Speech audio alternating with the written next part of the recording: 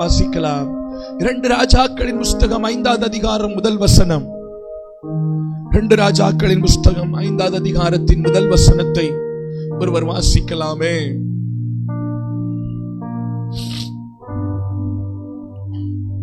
படிங்கம்மா. பக்கத்துல தானே இருக்கு, மைக் எடுத்து படிங்கம்மா. படிக்க தெரியாதா? தமிழ் தெரியாதா? ஓ சரி, ரைட், ஓகே. படிங்கம்மா, அம்மா படிங்கம்மா. சீரியா ராஜாவின் படைத்தலைவனாகிய நாகமான் என்பவன் தன் ஆண்டவனிடத்தில் பெரிய மனுஷனும் எண்ணிக்கையுள்ளவனுமாயிருந்தான். அவனை கொண்டு கர்த்தர் சீரியாவிற்கு ரட்சிப்பை கட்டளையிட்டிருந்தார். மகாபராக்கிரமசாலி அவனோ. அம்மா நல்ல கவனிங்க ஐயா, நல்ல கவனிங்க. இங்க ஒரு ராஜாவை குறித்து சொல்லப்படுகிறது, ஒரு ஒரு ஒரு ஒரு போர் சேவகனை குறித்து சொல்லப்படுகிறது. ராஜா இல்ல, is a captain of army. அவனை குறித்து 5 காரியம் சொல்லப்படுகிறது. கவனிக்கிறீங்களா? இந்த வசனத்தை பிரேக் பண்ணி படிச்சீங்கன்னா அவனை குறித்து 5 காரியம் சொல்லப்பட்டிருக்கிறது. நம்பர் 1, சீரியா ராஜாவின் படைத்தலைவனாம். இவர் யாரு? சொல்லுங்க வாயை திறந்து. படைக்கு தலைவன். Is a captain of army. ஒரு படைக்கு தலைவன் எப்படி இருப்பாரு? எப்படி இருப்பாரு? வத்தலும் தொத்தலும் புல்தடிக்கு பயில்வான் மாதிரி இருப்பாரா? எப்படி இருப்பாரு? ஆளு நல்ல பலமா, ஒரு படையவே கண்ட்ரோல் பண்ற ஒரு மனுஷன். அவர் தான் யாரு? படைக்கு தலைவர். அவருக்கு பேர் என்னமா? சொல்லுங்க.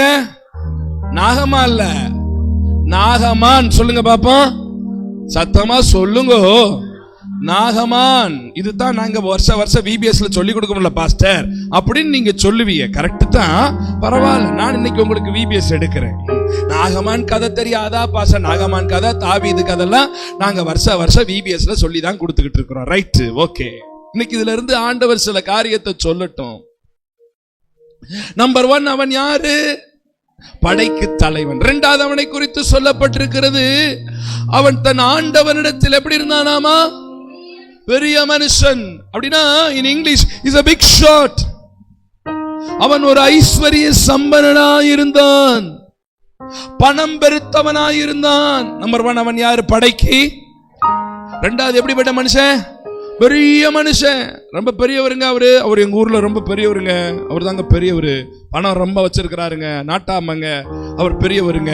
அப்படி பெரிய மனுஷனாயிருந்தார். அடுத்தது எண்ணிக்கையுள்ளவனாயிருந்தார், the man of quantity. அவனுக்கு கீழே அநேகர் இருந்தாங்க. அவனுடைய கண்ணசைவை பார்த்து, அவனுடைய விரலசைவை பார்த்து செயல்படுவதற்கு அநேக சேவகர்கள் அவனுக்கு கீழே என்ன செஞ்சாங்களாமா? ஏமா கவனிக்கிறீங்களா?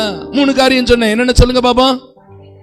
சொல்லுங்க வாய் திறந்து. படைத்தலைவன், அப்புறம் 2வது பெரிய மனுஷன், 3வது எண்ணிக்கை உள்ளவன், 4வது அவனை குறித்து சொல்லப்பட்டிருக்கிறது, அவனை கொண்டு சீரியாவிற்கு the man of savior. அவன் ஒரு இரட்சகன். அவனை கொண்டுதான் அந்த சீரியாவை காப்பாற்றப்பட்டு கொண்டிருந்தது. இரட்சகன் என்னது? காப்பாத்துறவரு. சீரியா தேசத்துக்கு ஒரு பெரிய பாதுகாவலனை, காவல் தெய்வம் போல இருந்தவர் யாரு? நாகமான். அடுத்தவனை குறித்து சொல்லப்பட்டிருக்கிறது, அவன் மகா பராக்கிரமசாலி. Is a mighty warrior. அடடடடா, என்னென்ன பேரு? கேப்டன் ஆஃப் ஆர்மி, அப்புறம் big shot, man of quantity, அப்புறம் அவன் ஒரு இரட்சகனாய் இருந்தான், man of savior. அடுத்தது man of mighty warrior, மகாபராக்கிரமசாலி. இவ்வளோ பெரிய மனுஷனா இருந்தானாமா, ஆனா அவனுக்கு என்ன இருந்துச்சாமா? இது எப்படி? உங்க பொண்ணுக்கு ஒரு மாப்பிள்ளை வாக்குறீன்னு வைங்களேன். உங்க பொண்ணுக்கு ஒரு மாப்பிள்ளை வாக்குறீங்க. மாப்பிள்ளை என்னங்க வேலை பார்க்கிறாரு? ஐடி கம்பெனில வேலை பார்க்கிறாருங்க. எம்புட்டுங்க சம்பாதிக்கிறாரு? 2 லட்சம் சம்பாதிக்கிறாருங்க. அண்ணா நகர்ல கோடி மதிப்புள்ள வீடு வச்சிருக்கிறாருங்க. BMW car 1, Audi car 1, 2 car வச்சிருக்கிறாருங்க. ஆளு ஹைட்டா வெயிட்டா இருப்பாருங்க. ஆனா லைட்டா குஷ்டரோகங்க. உங்க பொண்ணை கட்டி குடிப்பீங்களா? குடிப்பீங்களான்னு கேட்கிறேன். பிச்சைக்காரனு கட்டி கொடுத்தாலும் கட்டி கொடுப்பேன் ஒளிஞ்சு குஷ்டரோகி. இன்னைக்கு கூட தேசத்துல அப்படித்தான் நிறைய பேர் இருக்கிறாங்க. நல்லா படிச்சிருக்கிறாங்க, PhD முடிச்சிருக்கிறாங்க, MBBSங்கிறாங்க, இன்ஜினியருங்கிறாங்க, சயின்டிஸ்ட்ன்றாங்க, பணம் வச்சிருக்கேன்றாங்க, அரசியல் பிரமுகர்ன்றாங்க, முக்கிய பிரமுகர்கள்ன்றாங்க, அப்படிங்கிறாங்க, இப்படிங்கிறாங்க, லாயருங்கிறாங்க, சோசியல் ஒர்க்கர்ன்றாங்க, பெரிய பெரிய பொசிஷன்ல, பெரிய பெரிய கேடர்ல, பெரிய பெரிய கெசடட் ரேங்க்ல எல்லாம் இருக்காங்க. ஆனா இயேசு தெரியுமான்னா அப்படின்னா என்னங்க, இயேசு தெரியாதுங்க அப்படின்னு சொல்றவங்க எல்லாருமே ஒரு ஆவிக்குரிய குஷ்டரோகிகள். நான் சொன்னதை புரிஞ்சவங்க மெதுவா வீட்டுல போய் ஆமேன்னு சொல்லுங்க. என்ன இப்ப சொல்லாதீங்க, மெதுவா வீட்டுல போய் ஆமேன்னு சொல்லலாம். இல்ல நீங்க வாட்ஸ்அப்ல கூட என் நம்பருக்கு டைப் பண்ணி ஆமேன்னு நீங்க அனுப்பலாம், ஒன்னும் தப்பு இல்ல. உட்கார்ந்து இருக்கிறத பாரு, ஆமேன்னு சொல்ல மாட்டேங்கிறாங்க பாச. அடுப்போரமா வராத பாச. மெதுவா வீட்டுல போய் வாட்ஸ்அப் போடுங்க நம்பருக்கு, என்ன ஆமேன்னு, மெதுவா ஆமேன். இயேசுவை அறியாத எந்த ஒரு பணக்காரனும் குஷ்டரோகியே. இயேசுவை அறியாத எப்பேற்பட்ட படிப்பாளியா இருந்தாலும், AA, MA என்ன படிச்சிருந்தாலும் அவனும் ஒரு ஆவிக்குரிய. இயேசுவை அறியாத எவ்வளோ பெரிய ஒரு அரசியல் பிரமுகரா இருந்தாலும் அவரும் ஒரு. அப்படித்தான் ஏன் வேதம் சொல்லுது. அப்படிப்பட்ட குஷ்டரோகிகள் தேசத்துல நிறைஞ்சு கிடக்கிறாங்க. ஆமா அம்மா மாங்கு மாங்குன்னு பைபிள் படிக்கிறாங்க, காலையில படிக்கல போல தெரியுது. சரி, அப்படி சில பேர் இருப்பாங்க. என்ன பண்றோம்லாம் கேட்க மாட்டாங்க, அவங்க பேனாவை எடுத்து மாங்கு மாங்குன்னு பைபிள் படிச்சுக்கிட்டு நோட்ஸ் எடுத்துக்கிட்டு. அல்லேலூயா, ஸ்தோத்திரம். அப்ப இப்படிப்பட்ட குஷ்டரோகிகளை கர்த்தர் தேசத்துல வச்சிருக்கிறாரு. இந்த குஷ்டரோகிகளை சுகமாக்குறதுக்கு தான் கர்த்தர் நம்மள வச்சிருக்கிறாரு.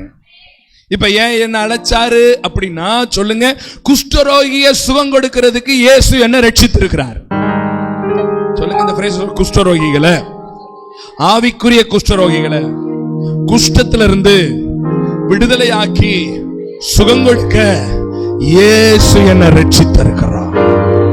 ஒரு காலத்துல நானும் யாராதான் இருந்தேன், ஆனா எனக்கு குஷ்டரோகம் நீங்கிருச்சு. இன்னைக்கு என்னுடைய சரீரம் வெண்பனியை போல, ஒரு குழந்தையின் சர்மத்தை போல கர்த்தர் மாற்றிட்டார். நான் நீங்கினதான எனக்கு கிடைத்த சுகத்தை எல்லா குஷ்டரோகிகளுக்கு கொடுத்து சுகத்தை கொடுப்பதற்கு தான் கர்த்தர் அழைச்சிருக்கிறாரு. அதுக்கு தான் எனக்கு இந்த சால்வேஷன், எனக்கு இந்த ரட்சிப்பை ஏசப்பா தந்திருக்கு. சரி, இப்ப கவனிங்க, இந்த குஷ்டரோகம் எப்படி நீங்குச்சுன்னு நீங்க பைபிள் படிச்சவங்க சண்டே ஸ்கூல்லாம் சொல்லி கொடுத்திருப்பீங்க. இருந்தாலும் நான் ஒரு முறை சொல்லி கொடுக்கிறேன், கொஞ்சம் நல்லா கவனிங்க. 2 நாடு இருக்குதுங்க, 2 நாடு இருக்கு. ஒரு நாடுக்கு பேரு இஸ்ரவேல், இன்னொரு நாட்டுக்கு பேரு சிரியா. என் இடது கை பக்கம் இருக்கிற நாட்டுக்கு பேரு சிரியா, என் வலது கை இருக்கிற நாட்டுக்கு பேரு. இந்த 2 நாட்டுக்கும் ஆகவே ஆகாது, சண்டை நாடு, எப்பயும் சண்டை ஓட்டுக்கிட்டே இருக்கிற நாடு. சிரியா ராஜாவை, சிரியா நாட்டினுடைய ராஜாவுக்கு பேரு பெனதாத்னு பேரு. அந்த பெனதாத் ராஜாவுக்கு தான் இந்த படைத்தலைவன் இருக்கிறான், அவனுடைய பேர் என்னது, நாகமான். ஆமா, சீரியாவுல, ஆமா சாரி, இஸ்ரவேல்ல இருக்கிற ராஜாவுடைய பேரு யோராம்னு பேரு. இதெல்லாம் அப்புறம் போய் பைபிளை படிச்சு பாத்துக்கிறேங்க, இப்ப பாக்குறதுக்கு நேரம் இல்லை. யோராம்னு பேரு, அப்பாவுக்கு பேரு ஆகாபு, அம்மாவுக்கு பேரு எசபேலு. எல்லாம் ஒரு பேய் பிடிச்ச குடும்பம். ஆமா, இந்த ராஜாவுடைய பேரு யோராம். அவர் தான் இஸ்ரவேலை ஆண்டுகிட்டு இருக்கிறார். சீரியா நாட்டினுடைய ராஜா பேர் என்னன்னு சொன்னேன், பெனதாத். படைத்தலைவனுடைய பேர் என்னது, நாகமான். இந்த நாட்டினுடைய ராஜாவினுடைய பேரு யோராம், யோராம்னு பேரு. சரி, 2 நாட்டுக்கும் ஆகாது, சண்டைக்கார நாடுகள், ரொம்ப வருஷமா சண்டை, எல்க சண்டை, பல சண்டை. அப்ப கவனிக்கணும், ஒரு முறை சீரியா இஸ்ரவேலின் மேல யுத்தம் தொடுக்குது. யுத்தம் தொடுத்து அங்க மிகப்பெரிய, இஸ்ரவேல்ல மிகப்பெரிய சங்காரம் ஏற்படுது. ஆமா, அநேக மக்களை கொன்று குவித்து, அதுல நல்ல திடகாத்திரமான அழகான பயன்படுகிற வாலிப பிள்ளைங்க, வாலிப தங்கச்சிமார்களை சிறை கைதிகளா பிடிச்சு சிரியாவிற்கு கொண்டு வர்றாங்க. அப்படி கொண்டு வரப்பட்ட ஒரு பிள்ளை ஒருத்தி, ஏறக்குறைய அந்த பிள்ளைக்கு 12 வயதிலிருந்து 15 வயது மதிக்கத்தக்கதான ஒரு பிள்ளை. அந்த பிள்ளையுடைய பெயர் வேதத்தில் சொல்லப்படவில்லை. அந்த பிள்ளைய பிடிச்சு கொண்டு வந்து நாகமான் வீட்டுல 10 பாத்திரம் கழுவுறதுக்கு வேலைக்காரியா வச்சு விட்டாங்க. நாகமான் ஒய்ஃபுக்கு வேலை பார்க்கறது, புடவை துவைக்கிறது, வீட்டை கூட்டுறது, பாத்திரம் கழுவுறது, நாகமானுக்கு புண்ணு கட்டி விடுறது, இந்த எல்லா வேலையும் அந்த சின்ன பிள்ளை செஞ்சுக்கிட்டு இருக்கிறா. வயசு 12. ஒரு நாள் வேலை செஞ்சுக்கிட்டே இருக்கும் போது, புண்ணு கட்டிக்கிட்டு இருக்கும் போது எஜமாட்டிய பார்த்து சொல்றா, அம்மா நம்ம ஐயா எங்க ஊர்ல இஸ்ரவேல்ல ஒரு தீர்க்கதரிசி இருக்கிறாரு, அவர்கிட்ட போய் சோமன்னா ஐயாவுடைய குஷ்டரோகம் சுகமாகும் அப்படின்னு இந்த பாப்பா அந்த அம்மா கிட்ட சொல்ல, அந்த அம்மா புருஷன் கிட்ட சொல்ல, புருஷங்காரன் ராஜா கிட்ட சொல்ல. ராஜா சொல்றாரு, போடாப்பா போய் சுகம் வாங்கிட்டு வா, நான் ஒரு கடிதாசி எழுதித்தாரேன், ஒரு ரெக்கமெண்டேஷன் லெட்டர் ஒன்னு எழுதித்தாரேன் அங்க இருக்கிற ராஜாவை பாக்குறதுக்கு. ஏன்னா உள்ளுக்குள்ள போகணும்னா பாஸ்போர்ட் வாங்கணும்ல, விசா வாங்கணும்ல. நான் உனக்கு ஒரு லெட்டர் எழுதி கொடுக்கறேன், இந்த லெட்டரை கொண்டு போய் இந்த ராஜாட்ட காட்டு, அந்த ராஜா உன்னை தீர்க்கதரிசிகிட்ட அனுப்புவாரு, வரும்போது சுகத்தோட வாடாப்பா அப்படின்னு நிறைய காணிக்கைகள்லாம் கொடுத்து அனுப்புறாரு. இங்க கரெக்டா சொல்றாரா தப்பா சொல்றாரான்னு திரும்பி மாங்குன்னு படிக்கட்டும். நம்மளை கரெக்ட் பண்றதே சிலருக்கு வேலை இல்லையா? சொல்லுங்க பாப்பா சத்தமா. நான் என்ன இன்னொரு முறை சொல்லுங்க பாப்பா. வீட்டுல போய் 2 ராஜாக்களை படிச்சுக்கங்க.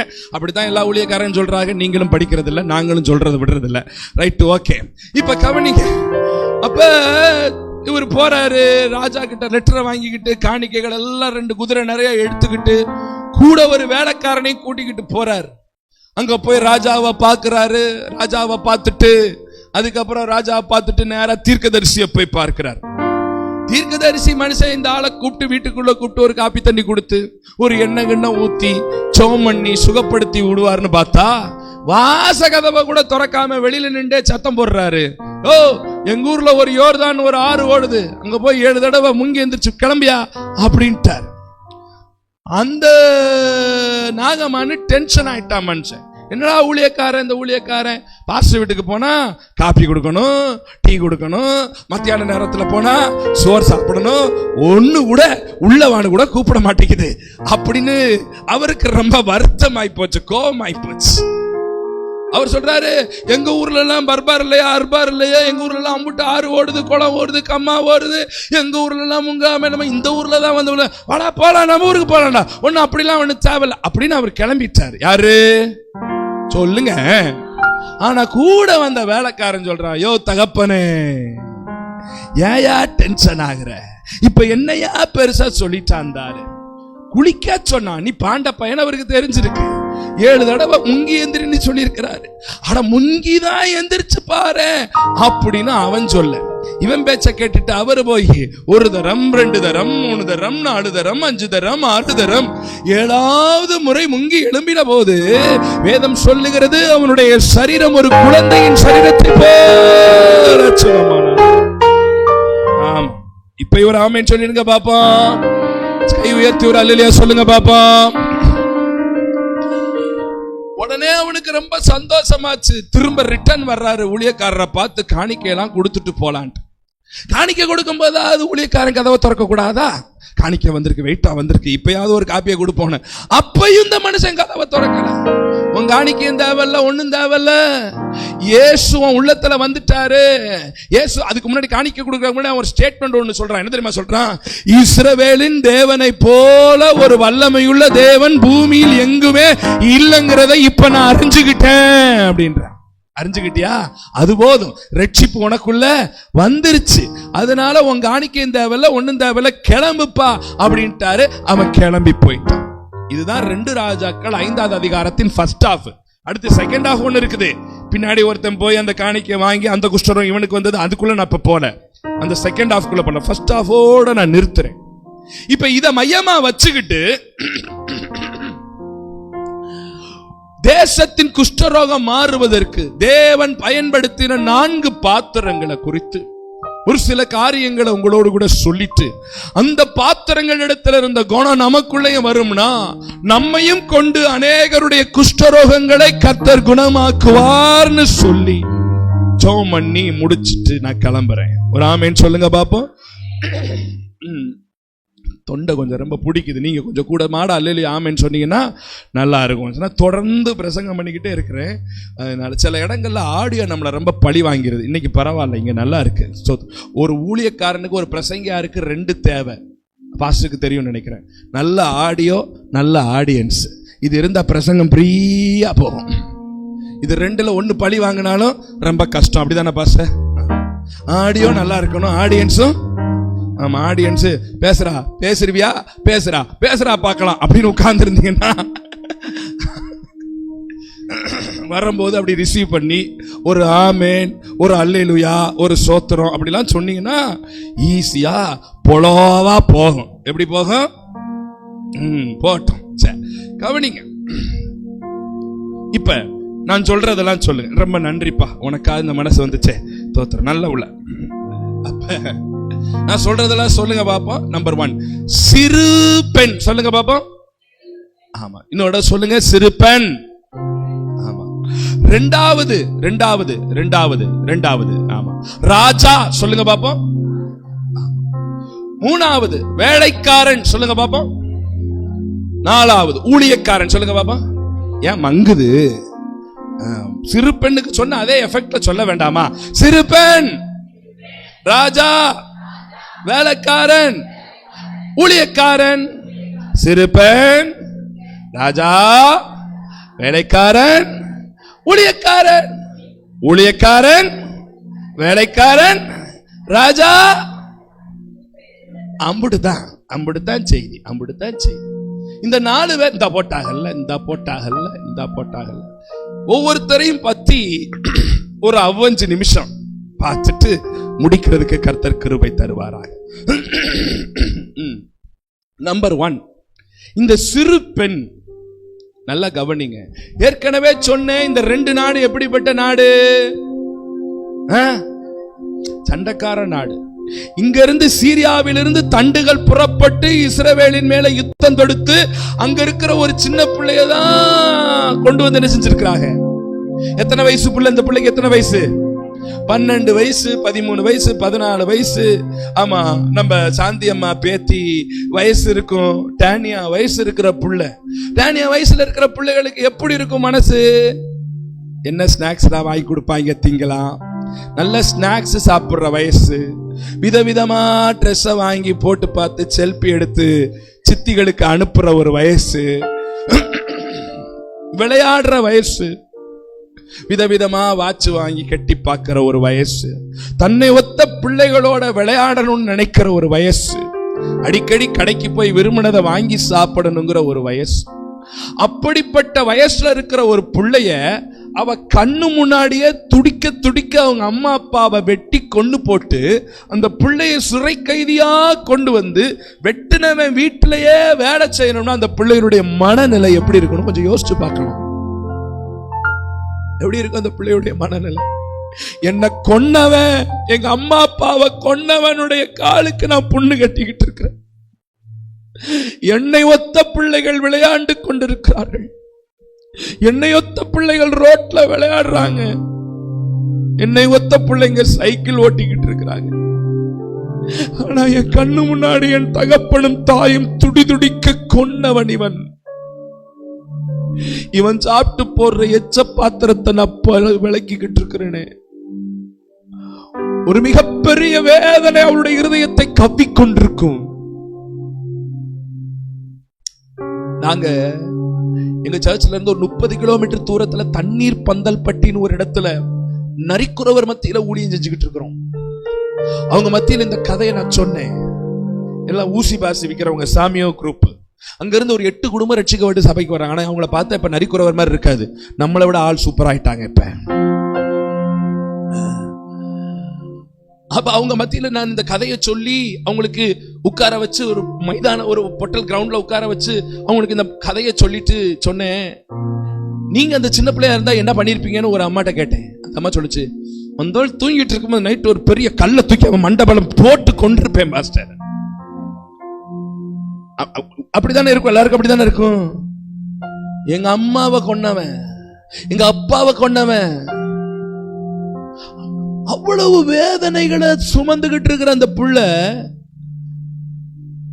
அது எஜமானிய பார்த்து சொல்றா, என் எஜமான் எங்க ஊர்ல இருக்க தீர்க்கதரிசி இடத்துல போவார்னா அவருடைய குஷ்டரோகம் சுகமாகும். ஆண்டவர் எழுப்புதலுக்கு தெரிந்தெடுக்கிற சீஷர்கள் யார் என்றால், தன் கஷ்டத்தை மறைத்துக் கொண்டு தன் வேதனையை அடக்கிக் கொண்டு பிறர் நலத்துக்கு தன்னை அர்ப்பணிக்கிற ஒரு கூட்டம் எழும்பும் என்றால் தேசம் கர்த்தர் வசப்படும் என்பதில் சந்தேகமில்லை. தனக்கு கஷ்டம் இருக்கும்போது கூட, தனக்கு வேதனை இருக்கும்போது கூட, தனக்கு குறைவு இருக்கும் பொழுது கூட தன்னுடைய குறைவை பெரிதுபடுத்தாதபடி, தன்னுடைய குறைவை மேன்மைப்படுத்தாதபடி, என் கஷ்டம் என்னோட போகட்டும், ஆனால் இந்த ஆத்மா மனம் திரும்ப வேண்டும் என்று நினைக்கிற ஒரு குணம் இருக்குது. என்ன ஒரு குணம்? இன்னைக்கு இப்படிப்பட்ட இருதயம் நமக்குள்ள வருமா? இன்னைக்கு எல்லாரும் நம்முடைய ஒரு சுயநல வாழ்க்கை தானே வாழ்ந்துட்டு இருக்கிறோம். எனக்கு என்ன கிடைக்கும், எனக்கு என்ன கிடைக்கும், எனக்கு என்ன கிடைக்கும். அன்றைக்கு கேட்டார்களே சீஷர்கள், நாங்கள் வலைகளெல்லாம் விட்டு உன் பின்பாக வந்தோமே, என்ன கிடைக்கும், என்ன கிடைக்கும், என்ன கிடைக்கும்? God needs that type of people. அப்படிப்பட்ட ஜனங்களை ஆண்டவர் எதிர்பார்க்கிறான். தன் கஷ்டத்தை பெரிதுபடுத்தாதபடி, எப்ப வந்தாலும் எனக்கு இது இல்ல, என் புருஷன் ரட்சிக்கப்படல, என் குடும்பம் இப்படி இருக்கு, என் பிள்ளைகள் இப்படி இருக்கு, என் பிள்ளைகள் இப்படி இருக்கு. நோ. சில இப்படி சொல்லுவாங்க, முதல்ல உன் புருஷனை ரட்சிப்புக்குள்ள நடத்த, அப்புறம் நீ சுவிசேஷம் அறிவி. அப்படிப்பட்ட சொல்ற ஆளுங்களுடைய உபதேசத்தை ஒரு நாளும் கேட்காதீங்க. ரட்சிக்கப்படாத கணவனையுடைய மனைவிகளை கொண்டுதான் பல கணவர்களை கர்த்தர் தொட்டுக்கிட்டு இருக்கிறாரு. தேசத்துல இந்திய நாட்டில் பயன்படுத்தப்படுகிற மிகப்பெரிய சுவிசேஷகர் ஐயா, அவருக்கு குழந்தை இல்லைனாலும் அவர் ஜெபிக்கிறதுனால பலருக்கு கர்த்தர் குழந்தை கொடுத்துட்டு இருக்கிறார்.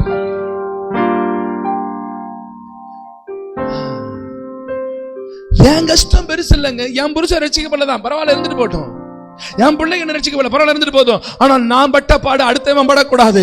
அடுத்தவர்கள் மனம் திரும்ப வேண்டும், அடுத்தவர்கள் ரட்சிக்கப்பட வேண்டும், அடுத்தவர்களுக்கு சுவிசேஷம் அறிவிக்கப்பட வேண்டும், அவர்கள் பரலோகம் வர வேண்டும் என்று சொல்லி தன் கஷ்டத்தை மறைத்துக் கொண்டு பிறருடைய ரட்சிப்பை நாடுகிற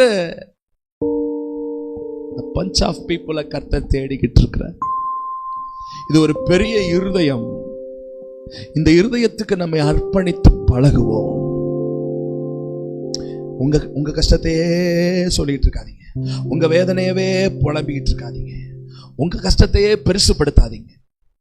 அதை கொஞ்சம் மறைங்க, அதை கொஞ்சம் ஹைட் பண்ணுங்க. உங்க கஷ்டத்தை பேசுவதை நிறுத்துங்க, உங்க குறைவை பேசுவதை நிறுத்துங்க, உங்க வெறுமையை பேசுவதை நிறுத்துங்க. பிறருடைய கஷ்டத்தை, பிறருடைய வேதனையை மாற்றுவதற்கு என்ன செய்ய முடியும் என்பதை சிந்திக்கிற ஒரு இருதயம் உண்டாகட்டும். நம்பர் 1, இதுதான் இந்த சிறு பிள்ளை இடத்துல நாம் கற்றுக்கொள்ளுகிறதான காரியம். ஆமா, இப்படிப்பட்ட இருதயம் வேணும்னு எனக்கு விருப்பமா இருக்கு பாஸ்டர். நிறைய நாள் என்னையவே நினைச்சிட்டேன், என் குடும்பத்தையே நினைச்சிட்டேன், என் வாழ்க்கையவே நினைச்சிட்டேன், பிறரை குறித்து நான் பெருசா யோசிக்கல. ஆனா இன்னைக்கு ஆண்டவர் என்கிட்ட பேசுறாரு, உன் கஷ்டத்தை, இந்த சின்ன பிள்ளைய போல தான் கஷ்டத்தை மறைச்சு, தான் அம்மா அப்பா கொன்னவனுடைய வேதனையை கூட மறைச்சு அவன் சுகமாகணும்னு நினைக்கிற அந்த இருதயம் எனக்கு வேணும்ன்றவங்க கண்ணை மூடி வலதுகரத்தை உயர்த்தி ஒரு 30 செகண்ட் ஒரு ஜெபம் பண்ணிருங்க பாப்போம். ஒரு 30 செகண்ட் ஒரு ஜெபம் பண்ணிருங்க, ஒரு அரை நிமிஷம் ஜெபம் பண்ணிருங்க. ஆண்டவரே, எங்களுக்கு அப்படிப்பட்ட ஒரு இருதயம் வேணுமப்பா. என் கஷ்டம், என் வேதனை, என் கண்ணீர், என் குறை, எனக்கு எனக்கு எனக்கு பிரச்சனை, எனக்கு பிரச்சனை, எனக்கு ஜெபம் பண்ணுங்க, எனக்கு பிரச்சனை, எனக்கு பிரச்சனை, இப்படியே நான் வாழ்ந்துட்டப்பா. ஆனால் பிறர் நலத்தை யோசிச்சு பார்க்கலப்பா, பிறருடைய ரட்சிப்பை சிந்திச்சு பார்க்கலப்பா. ஆனா எனக்கு இன்றைக்கு அப்படிப்பட்ட ஒரு இருதயம் உண்டாயிருக்கட்டும் ஆண்டவரே, இயேசுவின் நாமத்தில் பிதாவே. நம்பர் 2, ராஜா. ராஜா கிட்ட கத்துக்கிற காரியம் என்ன? ராஜாவிடத்திலிருந்து நாம் கற்றுக்கொள்ளுகிற சத்தியம் என்ன? நல்லா கவனிங்க. திரும்பியும் சொல்றேன், 2 நாடுகளும் சண்டைக்கார நாடுகள். சிரியாவின் ராஜா பெனதாத்துக்கும் இஸ்ரவேலின் ராஜாவாகிய யோராமுக்கும் ஆகாது. 2 நாடுகளும் சண்டையிடுகிற நாடுகள். இப்ப நாகமான் போய் ராஜா கிட்ட கேட்கிறார், ராஜா, நான் இஸ்ரவேல்ல இருக்கிற அங்க இருக்கிற தீர்க்கதரிசி கிட்ட போனா சுகமாகும் சொல்லி என் வீட்டுல இருக்க வேலைக்கார பிள்ளை சொல்றா, நான் போறேன் அப்படின்னா ஒரு சாதாரண மனுஷிகத்துல இருக்க ராஜாவா இருந்தா என்ன சொல்லிருக்கணும்? ஏண்டா போயும் எந்த நாட்டில் போய் சுகம் வாங்க போறானாமா? சண்டைக்கார நோட்ல. அண்டக்கார நாட்டுல போய் நீ ஒரு சுகத்தை வாங்குறதுக்கு நீ சுகம் வாங்கணும்னு தேவையே? இப்படியே குஷ்டரோகியாவே கடை, ஒன்றும் பிரச்சனை இல்லை, அதெல்லாம் ஒன்றும் போக தேவையில்லை. அது நமக்கு எவ்வளவு பெரிய மான பிரச்சனை, எவ்வளவு பெரிய பிரஸ்டீஜ் இஷ்யூ, ஈகோ ப்ராப்ளம். நம்ம தரந்தாழ்ந்து கீழே வந்து எனக்கு சுகம் கிடைக்கணும்னு அந்த நாட்டில் போய் மண்டிடுறதா? அதெல்லாம் தேவை கிடையாது. நம்ம எப்படியாப்பட்ட நாடு அப்படின்னு அந்த ராஜா நினைச்சிருந்தார்னா அவன் வாழ்நாளெல்லாம் எப்படியே செத்திருந்திருப்பான் நாகமான. ஆனா தான் சண்டைக்கார நாடுன்னு கூட பார்க்காம தன்னுடைய பிரஸ்டீஜ், தன்னுடைய இஷ்யூ, தன்னுடையதான அந்த கெத்து, அது எல்லாத்தையும் கொஞ்சம் கீழே இறக்கி வச்சுட்டு எப்படியாக என் படை தலைவனுக்கு சுகமானா போதும், நான் லெட்டர் கொடுக்கிறேன்னு கொடுக்குறான் பாருங்க. உங்களுக்கு புரியுதா புரியலையா? அப்பொழுது சீரியாவின் ராஜா நல்லது போகலாம், இஸ்ரவேலின் ராஜாவுக்கு நிருபம் தருகிறேன் என்றான். அப்படியே அவன் கையில 10 தாலந்து வெள்ளியும் 6000 சேக்கல் நிறையுள்ள பொன்னையும் 10 மாற்று வஸ்திரங்களையும் எடுத்துக்கொண்டு போய், அடுத்தது போட மாட்டேங்கிறாங்களே, இஸ்ரவேலின் ராஜாவினிடத்தில் இந்த நிருபங்களை கொடுத்தான். அதிலே இந்த நிருபத்தில் உம்மிடத்தில் என் வேலைக்காரனாகிய நாகமான் கொண்டு வருவான், நீர் அவன் குஷ்டரோகத்தை நீக்கிவிட அவனை உம்மிடத்தில் அனுப்புகிறேன் என்று. என்ன ஒரு இருதயம்! தான் நிலையில இருந்து என்ன செய்யறாரு? இறங்கி வர்றாரு. தன்னுடைய பிரஸ்டீஜ், தன்னுடைய இது ஒரு பெரிய மான பிரச்சனை. ஒரு சண்டைக்கார நாட்டுல போய் கையேந்துறதுங்கிறது எப்படிப்பட்டது? ஒரு மான பிரச்சனை. அது சாதாரணமான ஆளு கிடையாது. நாட்டில் இருக்கிற ஒரு பெரிய அம்பாசிடர், ஒரு பெரிய தூதுவன், ஒரு பெரிய கெசடட் ரேங்க்ல இருக்கிறவன், படைக்கு தலைவன், அவன் போய் அந்த நாட்டில் இருக்கிற ராஜாவிடத்துல, ஐயா எங்க ராஜா லெட்டர் கொடுத்திருக்கிறாரு, அவர்கிட்ட போய் நான் ஜெபிக்கணும் அப்படின்னு கேட்கறது அந்த நாட்டுக்கு ஒரு மிகப்பெரிய இழுக்கு, மான இழுக்கு. ஆனாலும் அந்த ராஜா உன் மானமாவது மண்ணாங்கட்டியாத தூக்கி போடு, எப்படியாவது அவனுக்கு சுகம் கிடைச்சா போதும் சொல்லிட்டு லெட்டர் எழுதி கொடுக்கிற ஒரு நல்ல இருதயம். எழுப்புதலுக்கு ஆண்டவர் யார தெரியுமா தேடுறாரு? தன் நிலையிலிருந்து இறங்கி வந்து சுவிசேஷத்தை அறிவிக்கிறவர்களை கர்த்தர் தேடிக் கொண்டிருக்கிறார். எந்த நிலையும் பார்க்க, அதான் சொன்னேன், to win the soul at any cost. ஒரு ஆத்துமாவை சம்பாதிப்பதற்காக, ஒரு ஆத்துமாவை ரட்சிப்பதற்காக எந்த நிலைக்கும் இறங்குறதுல என்னவே இல்லை, தப்பே இல்ல. நான் படிச்சிருக்கிறேன் பாஷா, அவன் படிக்காதவனுக்கு என்ன பாஷா? நான் என்ன இனத்துல உள்ளவன் தெரியுமா? அவன் கீழே உள்ளவன். நான் எப்படியாப்பட்டவன் தெரியுமா? அவன் இப்படிப்பட்டவன் இல்ல சார். ஒரு ஆத்துமாவா பார்க்கணும். ஆத்துமாவுக்கு பின்னாடி அவன் எந்த கம்பெனில வேலை பார்க்கறான், என்ன சம்பாதிக்கிறான், அவன் என்ன வண்டியில வர்றான், அவன் வீடு எங்க இருக்கு, அவன் வீட்டுல எத்தனை பெட்ரூம் இருக்கு, அதெல்லாம் நமக்கு தேவை கிடையாது. அவன் என் பார்வையில் ஒரு ஆத்துமா. இன்னைக்கு நரிக்குறவர் இனத்தில இருந்து 8 குடும்பங்கள் ரட்சிக்கப்பட்டு வர்றாங்க. சர்ச்சு இடம் கொள்ளாமல் போக மட்டும் அந்த மக்கள் தான் பாதி கூட்டத்தை, சாமியா கூட்டம் தான் பாதி சர்ச்சை நிறைச்சு உட்காருது. இப்ப எப்படி இந்த எழுப்புதல்? அவங்க எல்லாம் இல்லைங்க, இவங்க குளிக்காதவங்க, இவங்க ஒழுங்கா ட்ரெஸ் பண்ணாதவங்க. நாங்க முதல்ல அவங்கள சந்திச்சு பார்க்கும்போது பெண்கள்லாம் கீழே ஒரு உடை போட்டிருப்பாங்க, மேல ஒரு உடை போட்டிருப்பாங்க, நடுவில் ஒரு துணி மட்டும் இப்படி தொங்கும், இவ்வளவுதான் இருக்கு. பின்னாடி ஒரு தகரடப்பாவை கட்டி போட்டிருப்பாங்க, பிள்ளை இந்த சைடு கட்டி தொங்க விட்டுருப்பாங்க. அங்க சாமி அப்படிதான் கூப்பிடுவாங்க. ஆனா அவங்க மத்தியில எங்க டீமை கொண்டு போய் இறக்கி எப்படி சமைக்கிறது, எப்படி உடுத்துறது அப்படிலாம் சொன்னப்ப இப்ப அது பண்ணிட்டு வர்ற மேக்கப்பை பார்த்தா நம்பாளுங்க மிரளுது. எந்த மனுஷனையும் கர்த்தர் மாற்ற, அப்ப ஆத்துமாவை நம்ம ஆத்துமாவா பார்க்கணும். அவன் ரட்சிக்கப்பட்டுருவான், அவன் மனம் திரும்பிட்டான், அவன் ஸ்டாண்டர்ட் மாறிடும்ல. அப்ப அந்த நிலைக்கு நம்ம என்ன செய்யணும்? இறங்கணும்ல. யூதனுக்கு யூதனாகவும் கிரேக்கனுக்கு கிரேக்கனாகவும் சுவிசேஷத்தை அறிவிக்கணும்ல. இன்னைக்கு இந்த இறங்கி வந்து சுவிசேஷத்தை அறிவிக்கிறவர்களை தான் ஏசப்பா தேடிக்கிட்டு இருக்கிறாரு.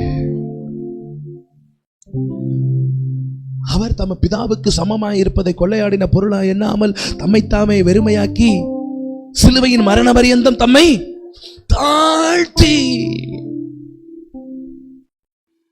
படிப்பு, அந்தஸ்து எல்லாத்தையும் ஒரு பக்கம் வச்சுட்டு ஒரு ஆத்துமாவை நான் ரட்சிக்கணும்னா நான் எந்த லெவலுக்கு கீழே இறங்கி வருவதற்கு ஆயத்தமாகிறேன். அந்த ராஜாவிடத்தில் நம்ம கற்றுக்கொள்கிற ஒரு மிகப்பெரிய சத்தியம், அந்த பாப்பாடத்துல நம்ம கற்றுக்கொள்கிற சத்தியம் என்னது? தன் கஷ்டத்தை மறைத்து பிறருடைய ரட்சிப்புக்கு தன்னை அர்ப்பணித்துக் கொள்கிற ஒரு பிள்ளை. ஆனா அந்த பாப்பா பேரு பைபிள் என்ன செய்யப்படல எங்கேயுமே இல்ல.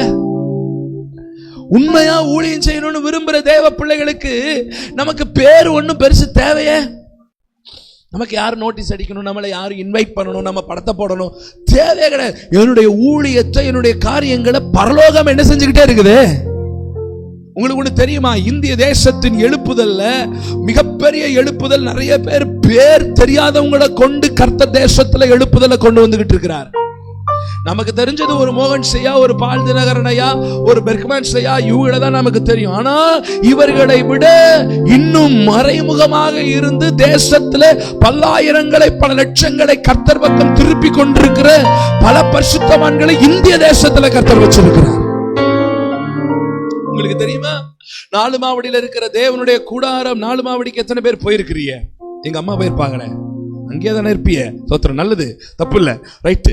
அப்ப அந்த கூடாரத்தை கட்டி இருக்கிறாங்கல்ல, அந்த 1 லட்சம் 10 லட்சம் பேரை நம்ம கூடி உட்கார்ந்து ஆராதிக்கிற மாதிரி அது சொல்றாங்க. அதை கட்டினதே அங்க இது பஞ்சாப்ல ஒரு சபை இருக்குதான். ஒரு சபையில 10 லட்சம் பேர் வாரம் கூடி ஆராதிக்கிறாங்களாமா. அங்க இருக்கிற ஷெட்டை பார்த்துட்டு வந்துதான் 4 மாவடியில கட்டப்பட்டிருக்குதான். அப்ப பஞ்சாப்ல 4 மாவடியை விட ஒரு மிகப்பெரிய எழுப்புதல் நடந்து கொண்டிருக்கிறத புரிஞ்சுக்கணும். நம்ம வார சடலங்கள் உயிரோடு கூட எழும்புதான் பஞ்சாப்ல. அப்படி ஒரு எழுப்புதல் நடந்துகிட்டு இருக்கு. ஆனா நமக்கு யூடியூப்ல தெரியாது, வாட்ஸ்அப்ல தெரியாது, இன்ஸ்டால தெரியாது.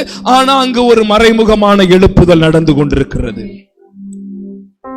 இந்த குட்டி பாப்பா 12 வயசு சிறு பெண்ணுடைய பெயர் கூட எங்கேயுமே வேதத்தில் என்ன செய்யப்படல, சொல்லப்படலையே. ஆனால் அந்த பிள்ளையை கொண்டு அவ்வளவு பெரிய மனுஷனுடைய குஷ்டரோகத்தை மாற்ற கர்த்தர் பயன்படுத்தினாரு. எனக்கு பேர் வரணும், புகழ் வரணும், என்னை யாரும் அப்ரிஷியேட் பண்ணணும், பாஸ்டர் என்னை கனப்படுத்தணும், எதுவும் எனக்கு தேவை கிடையாது. ஆனால் இருக்கிற இடத்துல ஆண்டவருக்காக ஒரு வைப்ரேஷன் ஏற்படுத்தி கொண்டிருக்கிறதுக்கு கர்த்தர் அழைச்சிருக்கிறாரு. ஆமல்ல, 2 பேர்த்துல 2 காரியத்தை கற்றுக்கொண்டோம்.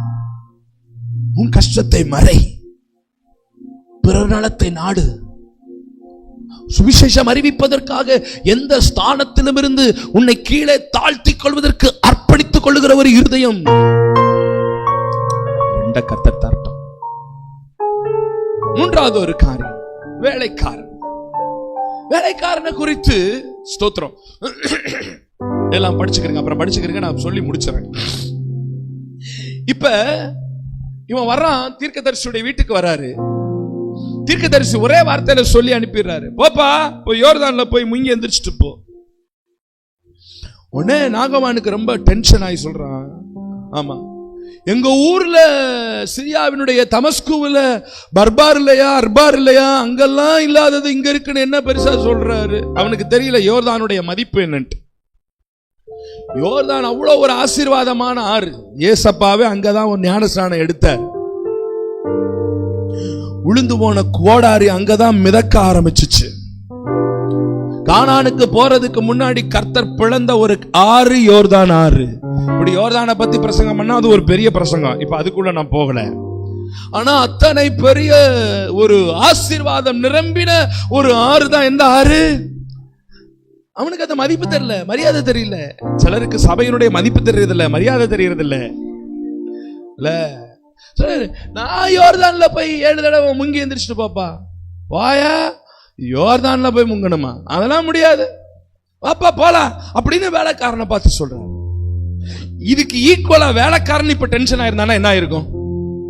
வேலைக்காரன் சொல்றான், ஆமையா என்ன இவரு பெரியவரு, வீட்டுக்கு கூப்பிட்டு அதுல சொல்றான், நீங்க படிச்சு பாருங்க, எண்ணெய் ஊத்தி தடவி ஜெபம் பண்ணுவாராம். போட்டிருக்கா போடலையா? போடுங்கம்மா. அதற்கு நாகமான் கடுங்கோபம் கொண்டு புறப்பட்டு போய் அவன் வெளியே வந்து நின்று தன் தேவனாகிய கர்த்தருடைய நாமத்தை தொழுது என் கையினாலே அந்த இடத்தை தடவி இவ்விதமாய் குஷ்டரோகத்தை எப்படி தெரியுமா தடவி தடவி ஜெபம் பண்ணுமா. எப்படி ஜெபம் பண்ணுமா? தடவி. அன்னைக்கு ஒரு அம்மாவுக்கு கை வலிக்குதுன்னு சொல்லுது. நான் தலையில கை வச்சு ஜெபம் பண்றேன். 11 நிமிஷம் ஜெபம் பண்ணியிருக்கேன் பாரத்தோட. ஜெபம் பண்ணி முடிச்சோன்னு நம்ம சொல்லுது, பாஸ்டர் கையில இங்க வலிக்குது பாஸ்டர், இங்க கையை வச்சு ஜெபம் பண்ணு பாஸ்டர். அப்ப அந்த அம்மாவுக்கு தலையில கை வச்சு அப்ப உடம்பு ஃபுல்லா குஷ்டரோகத்தை உட்கார்ந்து என்ன செய்யணும்? உட்கார்ந்து நாங்க என்ன இங்க ஃபாவா நடத்திக்கிட்டு இருக்கிறோம், மசாஜ் பண்ணி அனுப்புறதுக்கு. எங்களெல்லாம் பார்த்தா தடவி என்ன ஊத்தி என்ன செய்யணுமா? நீவி விட்டு தடவி விட்டு அமுக்கி விட்டு வழி போயிடுச்சாப்பா போகலையாப்பா. மசாஜ் சென்டர் நடத்துறவ அப்படி என்ன நடத்துவாருன்னு நான் நினைச்சா என்ன செஞ்சுட்டாரு அவரு? தடவி நான் ஸ்நானம் பண்ணி சுகமாவதற்கு இஸ்ரவேலின் தண்ணீர்கள்ல எங்க ஊர்ல அது இல்லையா இது இல்லையா அப்படின்னு போயிட்டான். இப்ப உடனே வேலைக்காரன் அதுக்கு ஈக்குவலா டென்ஷன் ஆன. ஆமாயா பெரிய இவரு ஆமா சோமண்ண சொன்னா குடிச்சிட்டு போன்றாரு, வாங்கயா போலாம் ஒன்னும் தேவையில்ல பாத்துக்கலாம் நம்ம ஊர்ல அப்படின்னு அவனும் போயிருந்தான்னா என்ன ஆயிருந்திருக்கும்? என்ன ஆயிருக்கும்? வாழ்நாளெல்லாம் அவன் ஏறின உடனேயும் இவன் இறங்குறான். சொல்றான், ஒரு வார்த்தை சொல்றான், அதை போடுங்கம்மா. ஊழியக்காரன் சமீபத்தில் வந்து, அந்த வார்த்தையை கவனிங்களேன். ஊழியக்காரன் என்ன செஞ்சானா? அப்படி கிட்ட போய் நின்று அவனை பார்த்து போட்டான் பாருங்க ஒரு வார்த்தை, டடே. என்ன சொல்றா? தகப்பனே தகப்பனே, இந்த தீர்க்கதரிசி ஒரு பெரிய காரியத்தை செய்ய சொல்லி இருந்தால் அது என்ன செஞ்சிருந்திருப்பீங்க? ஆமா, நாக்குல அழகு குத்தி காவடி தூக்கிக்கிட்டு இப்படியே ஆடிக்கிட்டு மலை மேல ஏறுன்னு சொன்னா செஞ்சிருப்பியா? செஞ்சிருக்க மாட்டியா? தீச்சட்டியை தூக்கிட்டு ஒண்ணுமே போடாம 10 ரவுண்ட் அடிச்சுட்டு வான்னு சொன்னா பண்ணிருப்பியா? பண்ணிருக்க மாட்டியா? பண்ணிருப்ப. அம்புட்டுலாம் பண்ற அவ என்ன பெருசா சொல்லிட்டாரு? இப்ப என்ன சொல்லிட்டாரு? குளிக்க சொன்னார். பாண்ட நீ பாண்ட பயலா இருக்க.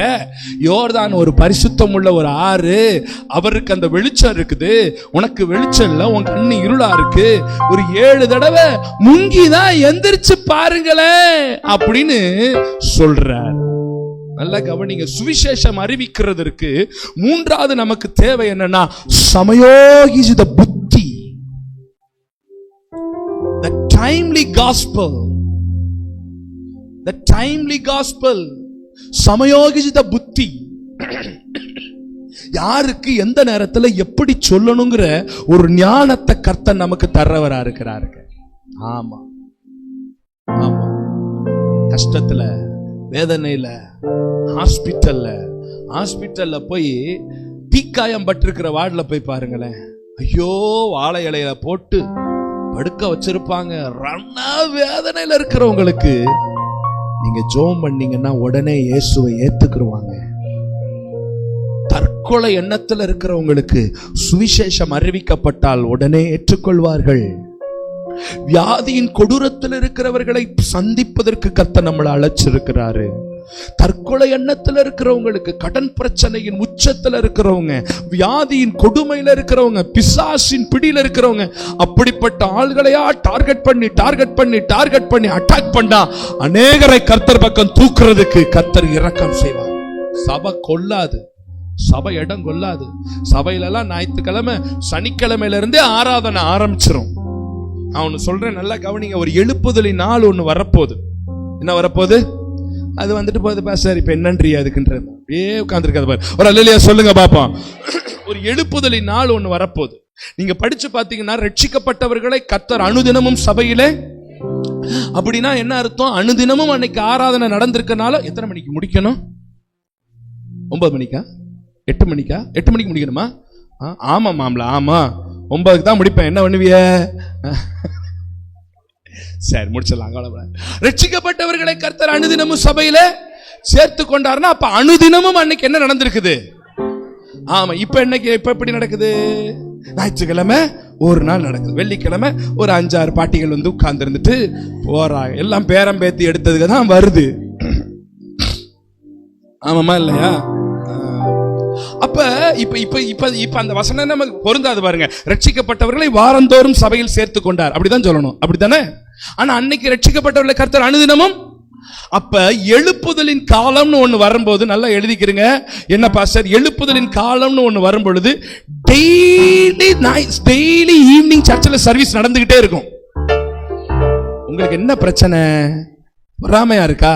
ஒரு ஆமென் அல்லேலூயா கையை தட்டி டெய்லி எழுதி போட்டுருவாங்க. டெய்லி தினந்தோறும் மாலை 6:30 இருந்து 8:30 மணி வரைக்கும் ஆராதனை நடைபெறும். இந்த மைக்கை கழட்டி வைக்கிறது, ஸ்பீக்கரை கழட்டி வைக்கிறது, பேடை கழட்டி போர்வையை பொத்துறதுலாம் கிடையாது. அது அப்படியே இருந்துகிட்டே இருக்கும். டெய்லி ஆராதனை நடந்துகிட்டே இருக்கும். பிரசங்கம் நடக்கும், பாட்டு நடக்கும், ஜெபம் நடக்கும், காணிக்கை நடக்கும். ரட்சிக்கப்பட்டு வந்துகிட்டே இருப்பாங்க. தொட்டி ரெடியா இருக்கும். இங்க ரட்சிக்கப்பட முக்கி எடுக்க, ரட்சிக்கப்பட முக்கி எடுக்க ஞாயிற்றுக்கிழமை ஆராதனை மாதிரி டெய்லி நடந்துகிட்டு இருக்கும். ஆமா. அப்படி ஒரு எழுப்புதல் வரணுமா வேண்டாமா?